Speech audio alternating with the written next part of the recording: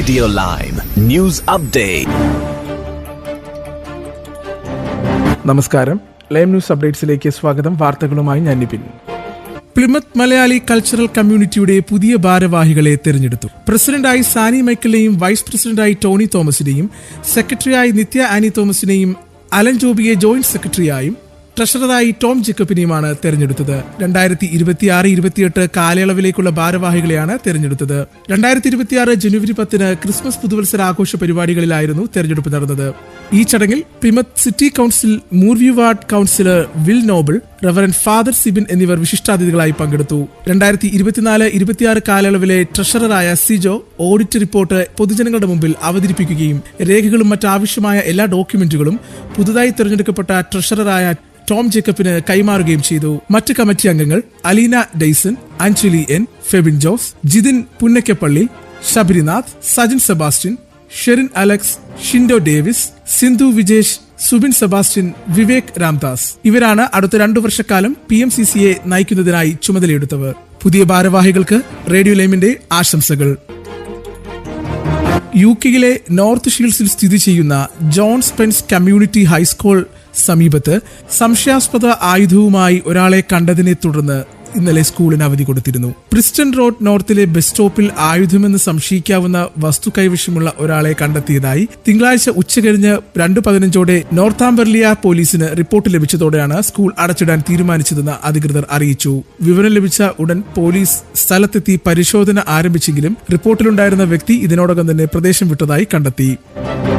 കൊടുങ്കാറ്റിനെ തുടർന്ന് ബ്രിട്ടനിൽ ശക്തമായ കാറ്റും മഴയും ഉണ്ടാകുമെന്ന കാലാവസ്ഥ മുന്നറിയിപ്പ് വന്നു. സ്റ്റോം ചന്ദ്ര എന്ന ഔദ്യോഗികമായ പേരാണ് കൊടുങ്കാറ്റിന് നൽകിയിരിക്കുന്നത്. UK മെറ്റ് ഓഫീസ് ചൊവ്വാഴ്ച സ്റ്റോം ചന്ദ്ര രാജ്യത്തെത്തുമെന്ന് അറിയിച്ചിരിക്കുകയാണ്. ഈ മാസം നേരത്തെ എത്തിയ ഗൊററ്റി, ഇൻഗ്രിഡ് എന്നീ ശക്തമായ കൊടുങ്കാറ്റുകൾ വലിയ നാശനഷ്ടങ്ങളും യാത്രാ തടസ്സങ്ങളും സൃഷ്ടിച്ചതിന് പിന്നാലെയാണ് ചന്ദ്ര എത്തുന്നത്. സ്റ്റോം ചന്ദ്ര എത്തുന്നതിന് മുന്നോടിയായി ശക്തമായ കാലാവസ്ഥാ മുന്നറിയിപ്പുകൾ പുറപ്പെടുവിച്ചിട്ടുണ്ട്. വ്യാപകമായി കനത്തതും തുടർച്ചയായതുമായ മഴയും ശക്തമായ കാറ്റും പ്രതീക്ഷിക്കുന്നുണ്ട്.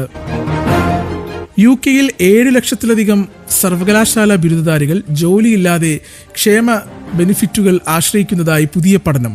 Conservative MP sir Iain Duncan Smith സ്ഥാപിച്ച സെന്റർ ഫോർ സോഷ്യൽ ജസ്റ്റിസ് നടത്തിയ വിശകലനത്തിൽ 2024 16 മുതൽ 64 വയസ്സുവരെയുള്ള 7.07 ലക്ഷത്തിലധികം ബിരുദധാരികൾ സർക്കാർ ബെനിഫിറ്റുകൾ സ്വീകരിക്കുന്നതായി ആണ് കണ്ടെത്തിയിരിക്കുന്നത്. ഇത് 2019 46% വർധനവാണ് രേഖപ്പെടുത്തിയിരിക്കുന്നത്. ഇതിൽ 4 ലക്ഷം പേർ യൂണിവേഴ്സൽ ക്രെഡിറ്റ് സ്വീകരിക്കുന്നവരാണെന്നും റിപ്പോർട്ടിലുണ്ട്. ഇനി നാട്ടിലെ വാർത്തകൾ.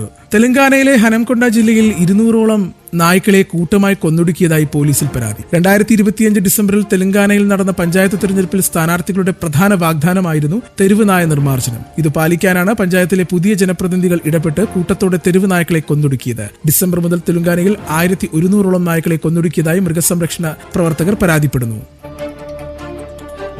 യുവാവ് ബസ്സിൽ ലൈംഗിക അതിക്രമം കാട്ടിയെന്ന് ആരോപിച്ച് വീഡിയോ പകർത്തിയ സമൂഹമാധ്യമത്തിൽ പ്രചരിപ്പിച്ച കേസിൽ പ്രതി ഷിംജിത മുസ്തഫയുടെ ജാമ്യാപേക്ഷ കോടതി തള്ളി. Kunnamangalam judicial first class magistrate കോടതിയാണ് ഷിംജിതയ്ക്ക് ജാമ്യം നിഷേധിച്ചത്. കോഴിക്കോട് ഗോവിന്ദപുരം സ്വദേശി യു ദീപക് ആണ് ജീവനൊടുക്കിയത്.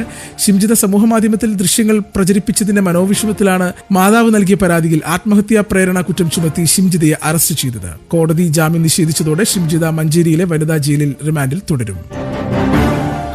രാവിലെ സ്കൂളിലേക്ക് പോയ +1 വിദ്യാർത്ഥിനി പാറമടയിൽ മരിച്ച നിലയിൽ. തിരുവാണിയൂരിനടുത്ത് കാക്കാട് കരയിലെ പാറമടയിലാണ് 16-കാരിയുടെ മൃതദേഹം കണ്ടെത്തിയത്. ചോറ്റാനിക്കര ഗവൺമെന്റ് VHSലെ വിദ്യാർത്ഥിനിയാണ്. സംഭവത്തിൽ അന്വേഷണം ആരംഭിച്ചതായി പോലീസ് പറഞ്ഞു. ഇന്ന് പതിവ് പോലെ 7:45 വീട്ടിൽ നിന്നും ഇറങ്ങിയതാണ് പെൺകുട്ടി. ആദ്യം ട്യൂഷനും അതിനുശേഷം സ്കൂളിലേക്കും പോവുകയായിരുന്നു പതിവ്. 9 മണിയോടെ കുളത്തിൽ മൃതദേഹം കണ്ടെത്തിയതായി ചോറ്റാനിക്കര പോലീസിന് വിവരം ലഭിച്ചു. തുടർന്ന് നാട്ടുകാരും പോലീസും ചേർന്ന് മൃതദേഹം പുറത്തെടുത്ു.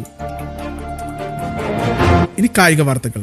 വനിതാ പ്രീമിയർ ലീഗ് ക്രിക്കറ്റ് ടൂർണമെന്റിൽ കന്നി സെഞ്ചുറി പിറന്നു. ഇംഗ്ലീഷ് താരം നാറ്റ് സ്കിവർബ്രിന്റ് ആണ് WPLലെ ആദ്യ ശതകം എന്ന തകർക്കാനാകാത്ത റെക്കോർഡിന് ഉടമയായത്. റോയൽ ചലഞ്ചേഴ്സ് ബാംഗ്ലൂരുവിനെതിരായ മത്സരത്തിൽ 57 പന്തിൽ 100 റൺസ് എടുത്ത മുംബൈ ഇന്ത്യൻസ് താരം സ്കിവർബ്രിന്റ് പുറത്താകാതെ നിന്നു. 16 4-ഉം 1 6-ഉം അടങ്ങുന്നതാണ് ഈ ചരിത്ര ഇന്നിംഗ്സ്. സ്കിവർ ബ്രിന്നിന്റെ ബാറ്റിംഗ് മികവിൽ ആദ്യം ബാറ്റ് ചെയ്ത മുംബൈ 4 വിക്കറ്റിന് 199 റൺസ് എടുത്തപ്പോൾ മറുപടി ബാറ്റിംഗിൽ ബംഗളൂരുവിന്റെ ഇന്നിംഗ്സ് 20 ഓവറിൽ 9 വിക്കറ്റിന് 184 അവസാനിച്ചു. ഇന്നത്തെ പൗണ്ട് വിനിമയ നിരക്ക് 125.44 രൂപ. ഇതോടുകൂടി വാർത്തകൾ കഴിഞ്ഞു. കൂടുതൽ വാർത്തകൾ അടുത്ത ബുള്ളറ്റിൽ.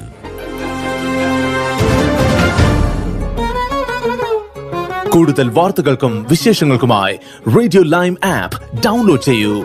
പ്ലേ സ്റ്റോറിൽ നിന്നും ആപ്പ് സ്റ്റോറിൽ നിന്നും. Radio Lime.